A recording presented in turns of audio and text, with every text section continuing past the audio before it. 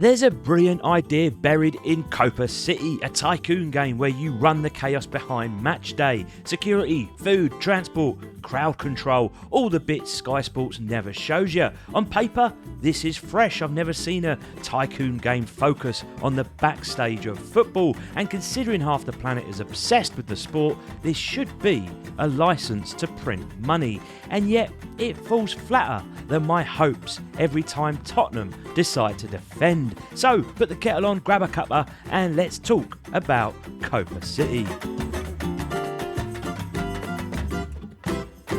Now, some quick context here. I requested a review code thinking I'd be covering an early build. Turns out this was always meant to be demo coverage with a full review code coming later. Fair enough. So this isn't going to be scored today. This is just what I experienced in the public demo, which you can all get your hands on. A full bite-sized review will be coming at launch. And, well, the only place I can start is how deflated I felt coming away from playing this. I came in excited, but it leaves you feeling like you've just been sold a stadium pie with zero filling. The game opens up with a stylish cel-shaded intro. You've got a Pep Guardiola knockoff delivering motivational nonsense in an American accent that sounds like someone googled soccer phrases 5 minutes before recording. It's cheesy, it's overdone, it's all a bit cringe, but the game visually, well, it actually looks pretty tidy.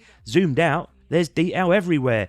Proper pavement tiles, rooftop textures, little plazas, cars moving around, trees are swaying away, trains are rolling past with that chunky metal rhythm. I was actually buzzing. I thought, yes, this is my sandbox. Let me orchestrate the matchday madness. What I imagined then was dragging police units to stop rival fans kicking off, dropping food trucks where the foot traffic spikes, maybe placing merch stalls near train stations, perhaps managing the tension between families and ultras in real time like some sort of stressed out matchday overlord. I expected panic. I wanted the flare smoke. I wanted some idiot climbing a lamppost because he'd had 6 beers and think he's invincible. This is not what the game is though. Instead, you get tiny designated fan zones.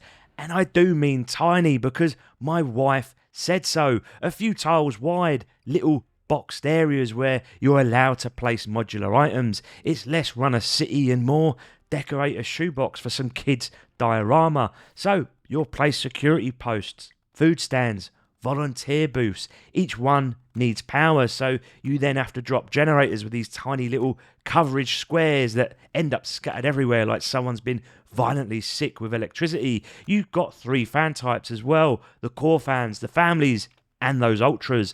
In theory, that is interesting. Different behaviours, different needs, different potential chaos. But in practice, well, you plonk down the modules until a satisfaction bar turns green. That's it. No dynamic friction here, no escalating tension, just Spreadsheet Simulator 2026. I've had more adrenaline making my morning cuppa. And because the zones are so small, you can't build anything impressive. There's no spectacle here, no organic layout, no sense of scale, just neat little grid boxes humming away like you're managing a moderately ambitious garden fete. It's football brought to you by IKEA. At one point, I genuinely checked to make sure I hadn't booted up a mobile game by accident.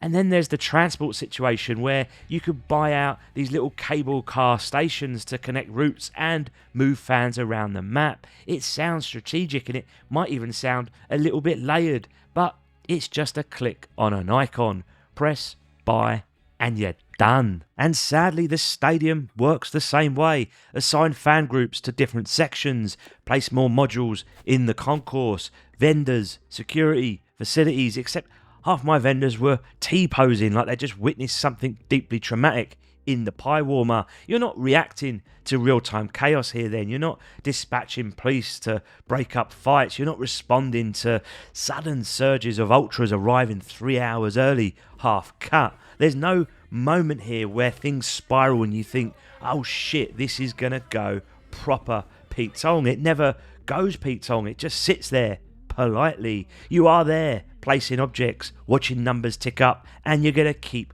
repeating. And that really is the loop. I kept waiting for it to open up And yes, that's what she said, for rival fans to clash unless I intervened in some way, for bottlenecks to cause crowd pressure, for perhaps my poor planning to spiral into proper matchday carnage. Because football is messy behind the scenes, it's loud, it's tribal, it's emotional, and yet this all feels so sanitised, like some HR approved football match. And that is what really stings here. The concept then is genuinely strong. A matchday logistics sim should be stressful. It should be you sweating because 8,000 ultras just arrived and the beer supply is low and your security staff are stretched thinner than a championship club's transfer budget. But instead, I don't know, lads, it just feels so sterile. I put 90 minutes into the demo, it felt longer. And that's saying something because this was the same week that Tottenham lost to Arsenal. So my emotional resilience was already hanging by a thread. We'll see what the full release brings, of course, and I desperately want it to succeed given my love of the beautiful game, but I just need something to manage beyond tiny little boxes and satisfaction bars. So look out for that full review. Until next time, my lovelies, love to you all. Reggie out.